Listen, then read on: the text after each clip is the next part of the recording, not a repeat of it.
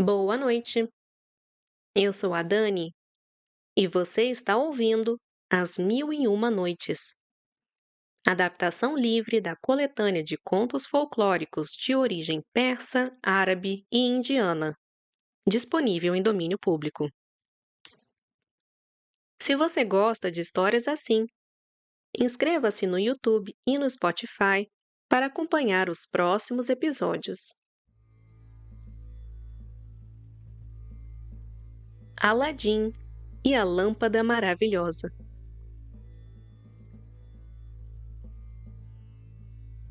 Conta-se, ó rei afortunado, que certa vez viveu numa cidade da China, cujo nome se perdeu no tempo, um alfaiate pobre chamado Mustafá.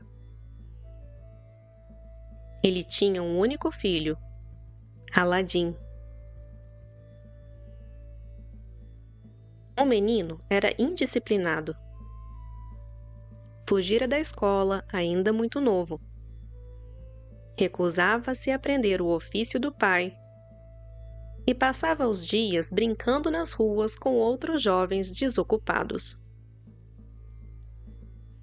Mustafá morreu aflito, vendo o filho crescer sem rumo. Aladim tinha 15 anos quando um homem de aparência respeitável, vestido como um derviche viajante, começou a observá-lo numa praça. Esse homem vinha do Marrocos e era, na verdade, um feiticeiro versado em astrologia e ciências ocultas. Há muito procurava um jovem específico e reconheceu em Aladim aquele que buscava.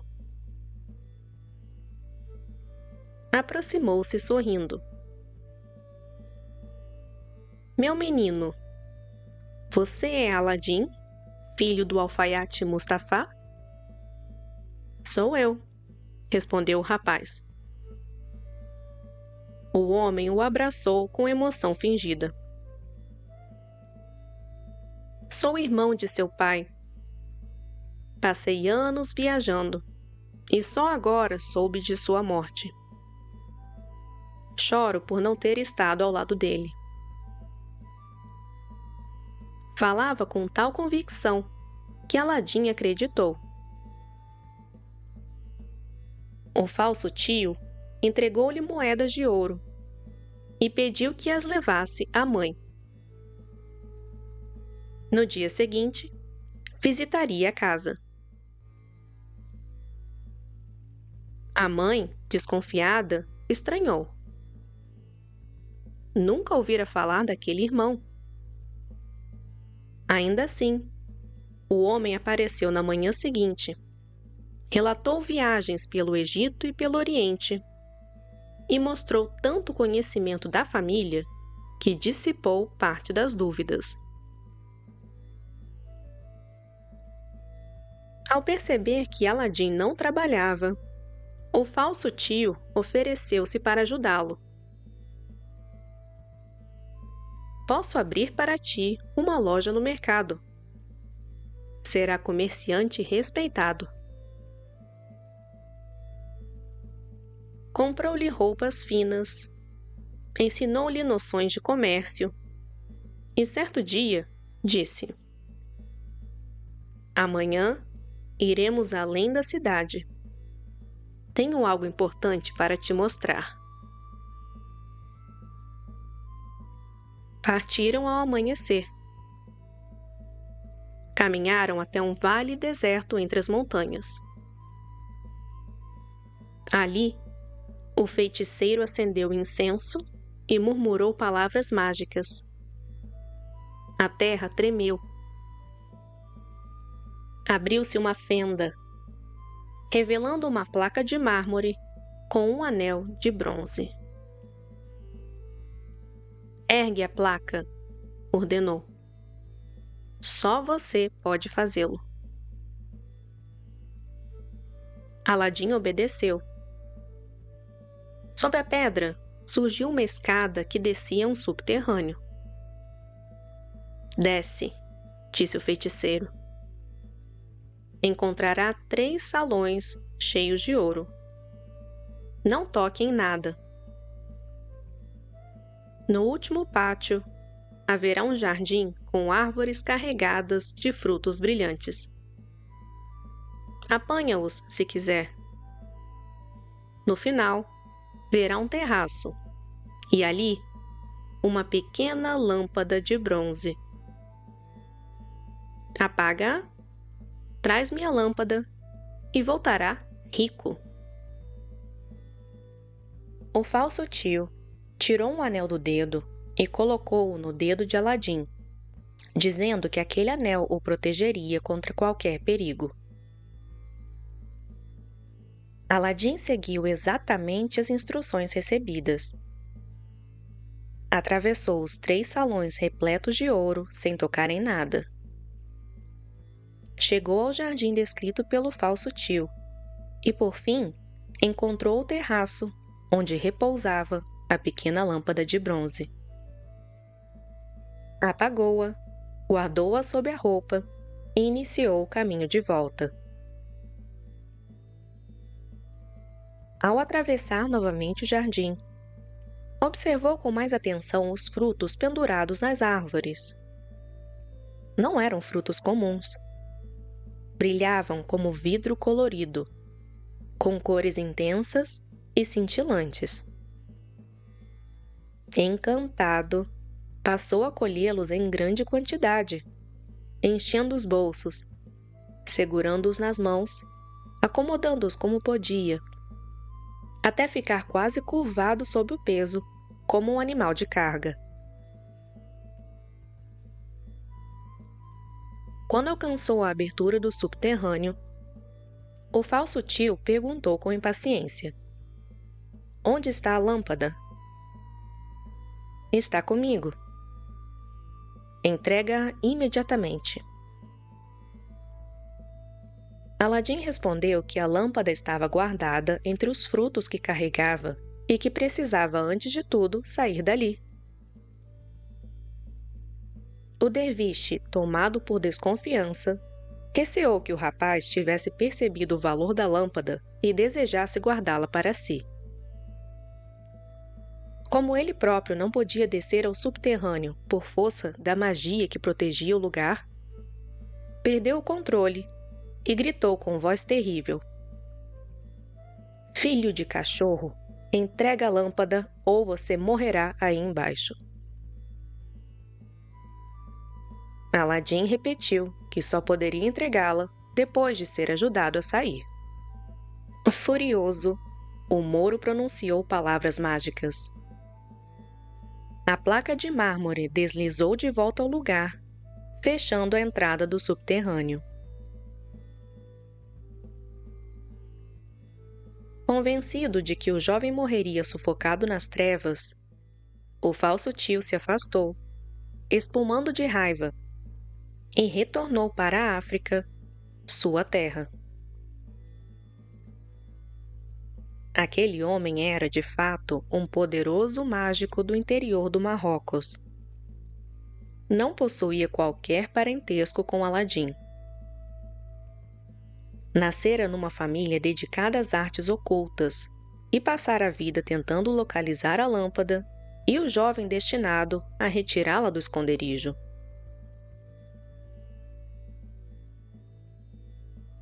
Preso no subterrâneo, Aladim acreditou que morreria de fome e de medo. Em meio ao desespero, levou as mãos ao rosto e, sem perceber, esfregou o anel que o falso tio lhe colocara no dedo. Imediatamente, um gênio altíssimo surgiu diante dele. Sou o senhor da terra e das ondas, mas escravo do anel e de quem o possui. O que deseja meu amo? Dominando o terror, Aladim pediu que fosse retirado da caverna. No mesmo instante, a terra se abriu e ele se encontrou sob a luz do sol. Ao longe, avistou sua cidade natal. Correu para casa e contou à mãe tudo o que lhe acontecera, chamando o falso tio de mágico, embusteiro, mentiroso, feiticeiro e demônio. Como estavam famintos e nada havia para comer, decidiram vender a lâmpada trazida da caverna para comprar mantimentos. A mãe, antes de levá-la ao mercado, resolveu limpá-la. Assim que a esfregou, o enorme gênio apareceu.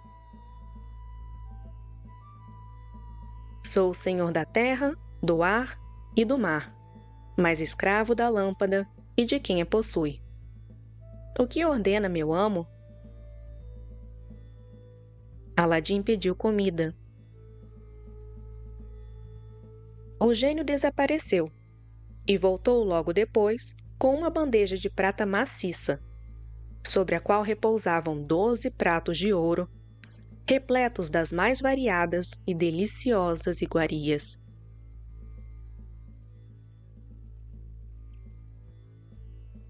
No dia seguinte, quando Aladim pensou em chamar novamente o gênio, a mãe o advertiu. Declarou que temia aquelas manifestações sobrenaturais e que preferia não tornar a invocar os espíritos do anel e da lâmpada. Para respeitar a vontade dela, Aladim decidiu vender os pratos de ouro que haviam servido o banquete. Levou um deles a um joalheiro conhecido por sua astúcia. "Quanto deseja por isto?" perguntou o homem. Aladim respondeu que não conhecia o valor do prato e preferia confiar na avaliação do próprio comerciante. Após examinar cuidadosamente a peça e constatar que era de ouro maciço, o joalheiro retirou da gaveta um único dinar, valor irrisório comparado ao verdadeiro preço, e entregou-o ao rapaz, jurando estar sendo muito generoso.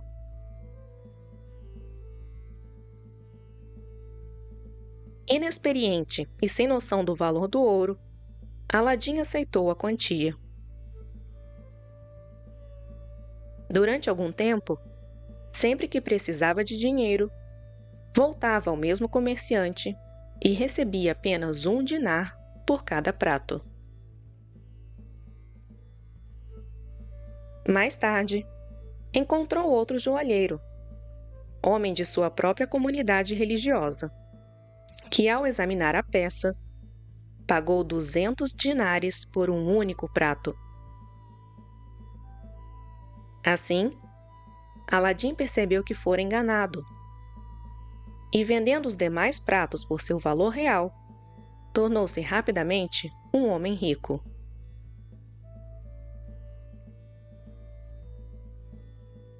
Foi também nesse período que compreendeu a verdadeira natureza dos frutos colhidos no jardim subterrâneo.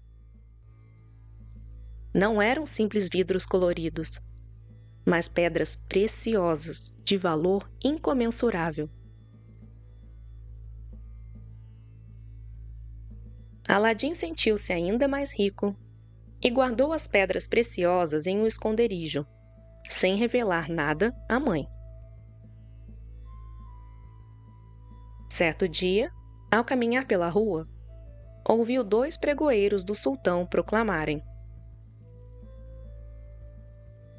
"Comerciantes e transeuntes, por ordem de nosso senhor, o sultão, todas as lojas devem ser fechadas e todos devem recolher-se às suas casas. A pérola das pérolas, a jovem princesa Badr-al-Budur, a mais bela das luas cheias, filha de nosso glorioso soberano, passará por esta via a caminho do Hamam, Quem ousar espreitar pelas portas ou janelas terá de escolher entre a espada, a fogueira ou a forca.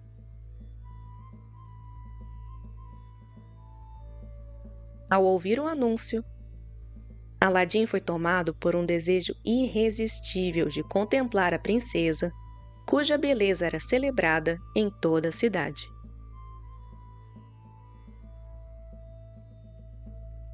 Em vez de regressar para casa, correu até o Ramã e escondeu-se atrás da porta principal. Assim, pôde vê-la chegar, rodeada por mulheres e eunucos. Uma visão que fazia empalidecer as próprias estrelas. Naquele instante, nasceu em seu coração uma paixão súbita e avassaladora. Perdeu o apetite, o sono, emagreceu e empalideceu. A mãe, aflita, perguntou o que o atormentava. Aladim respondeu que não estava doente, mas que não voltaria a ser ele mesmo enquanto não recebesse do sultão a mão da princesa em casamento. A mãe ficou atônita. Recordou-lhe a modesta condição em que viviam e a distância que os separava da família real. Questionou quem poderia levar tal pedido ao soberano. Aladim declarou que ninguém além dela poderia desempenhar essa missão. A mãe chorou e recusou-se, mas diante da insistência do filho e temendo por sua saúde, acabou cedendo. Perguntou então que presente poderia ser levado ao palácio como prova da seriedade do pedido. Aladim retirou do esconderijo as pedras preciosas que tinha e dispôs cada uma sobre uma bandeja, organizando-as por cor, formato e tamanho. O brilho era tão intenso que a mãe precisou proteger os olhos, exclamando em deslumbramento. Vestiu-se com roupas novas e elegantes, compradas por Aladim, e dirigiu-se ao palácio. O sultão ficou maravilhado com a beleza das pedras. Voltou-se para o vizir e perguntou se não seria aquele jovem mais digno da princesa do que muitos filhos de reis. O vizir empalideceu. Sonhava ver o próprio filho casado com Badr Budur. Pediu ao soberano um prazo de 3 meses para apresentar um dote ainda mais valioso. O sultão, conhecedor de pedras preciosas, sabia que aquilo seria impossível, mas concedeu o prazo para não humilhar o vizir. Disse à mãe de Aladim que o pedido estava aceito, mas que o casamento só poderia ocorrer dali a 3 meses. Aladim exultou de alegria. Entretanto, 2 meses depois, a mãe, ao passar pela rua, viu uma grande movimentação festiva e perguntou o motivo. Soube então que, naquele dia, o sultão celebrava o casamento da princesa com o filho do vizir. Retornou para casa e contou tudo ao filho. Aladim reagiu com mais serenidade do que ela temia. Trancou-se no quarto e esfregou a lâmpada. O gênio apareceu imediatamente. Aladim declarou que o sultão havia recebido as pedras e prometido a princesa, mas agora a entregava ao filho do vizir, sem sequer devolver o presente. Disse que não poderia aceitar aquilo. Ordenou que, naquela mesma noite, quando os recém-casados se deitassem na cama nupcial, antes que pudessem sequer tocar-se, a cama fosse erguida com ambos e transportada até ali.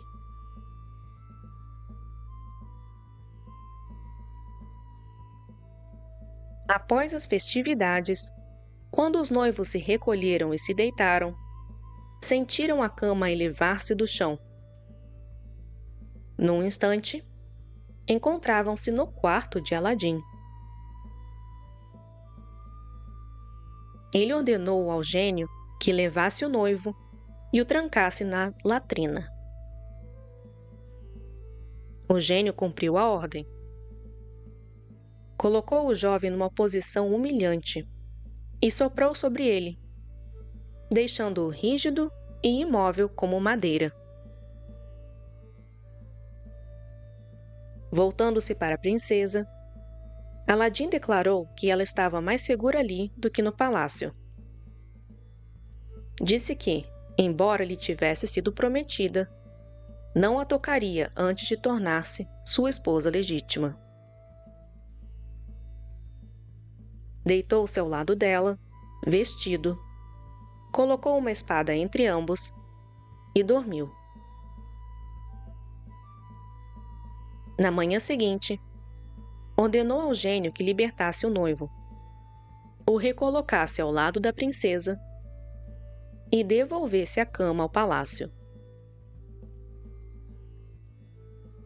Quando o sultão e a rainha foram visitar a filha, encontraram-na chorando. Ao ouvirem seu relato, imaginaram tratar-se de um pesadelo, mas ficaram perturbados ao ver o estado do genro. Na noite seguinte, o mesmo ocorreu.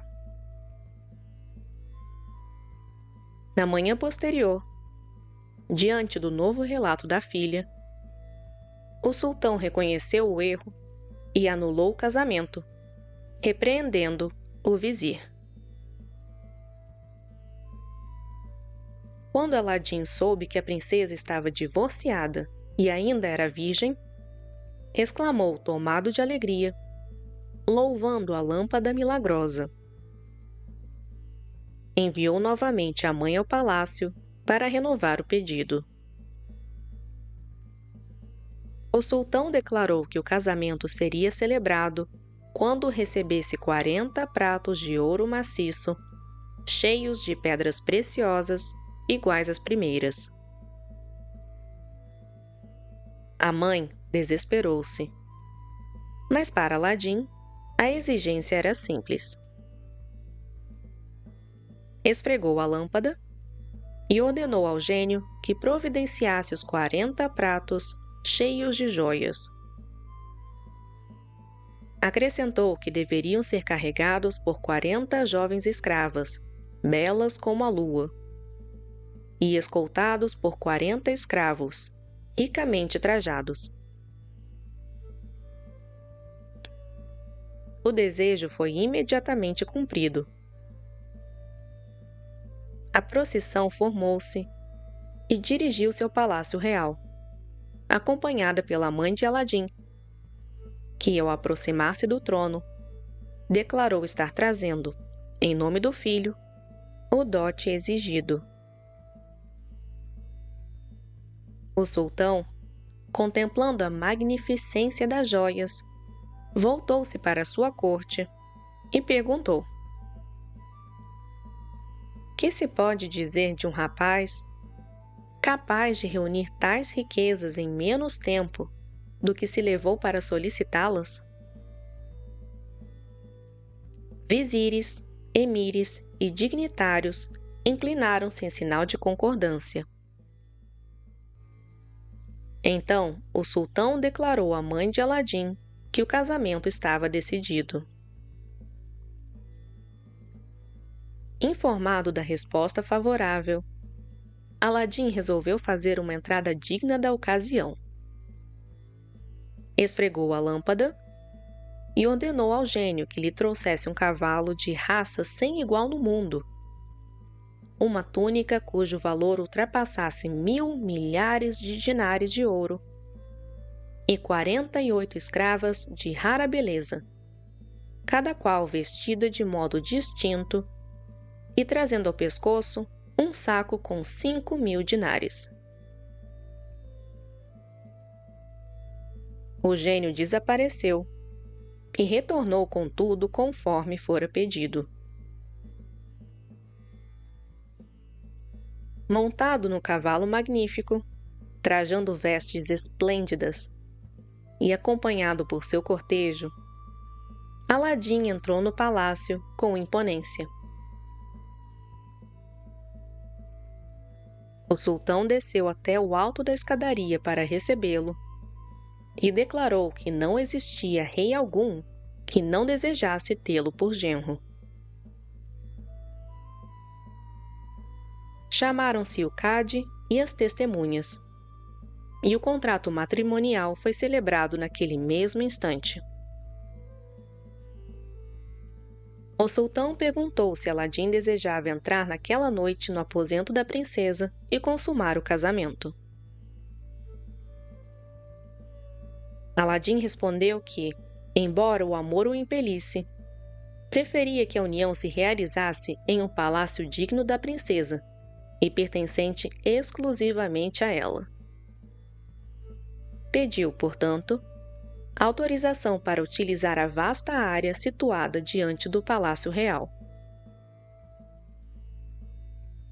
O sultão consentiu, acrescentando que desejava ver a posteridade antes de morrer. Aladim tranquilizou-o e regressou à sua casa. Esfregou a lâmpada e agradeceu ao gênio pelo empenho demonstrado até então.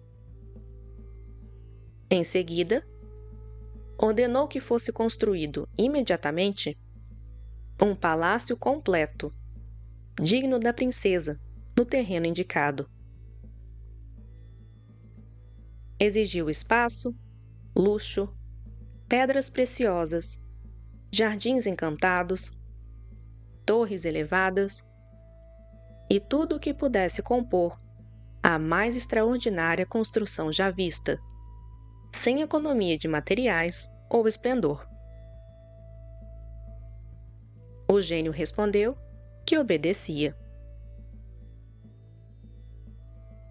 Na manhã seguinte, apresentou-se para anunciar que as ordens haviam sido cumpridas. Aladim dirigiu-se ao local e ficou deslumbrado com a magnificência do palácio erguido durante a noite. O vizir, ao contemplar a construção surgida como por encanto, insinuou ao sultão que o genro deveria ser um feiticeiro habilidoso. O sultão o repreendeu, afirmando que um homem capaz de oferecer os presentes já vistos certamente possuía riqueza e poder suficientes para realizar tal obra por meios naturais. Declarou ainda que a inveja parecia turvar o julgamento do vizir. A entrada da princesa Badr al-Budur em sua nova morada foi um espetáculo de esplendor memorável. 400 escravos, empunhando tochas de ouro, formaram 2 alas luminosas, entre as quais a princesa passou, acompanhada pela mãe de Aladim. À noite, 400 dançarinas, vestidas como flores, executaram danças de beleza quase celestial. Outros grupos de cantoras entoaram melodias festivas. A formosura das jovens parecia rivalizar com a própria lua, e suas vozes eram tão suaves que superavam o canto dos rouxinóis. Durante longos anos, a vida de Aladim foi uma sucessão ininterrupta de dias felizes. Desfrutava do amor da esposa, do afeto da mãe, da estima do povo e da admiração do sultão.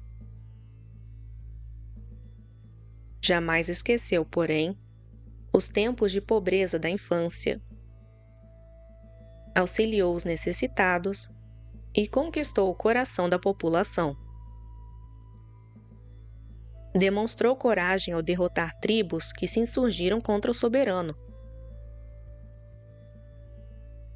Com a morte do sultão, Aladim herdou o trono e governou com prosperidade e contentamento até o fim dos seus dias.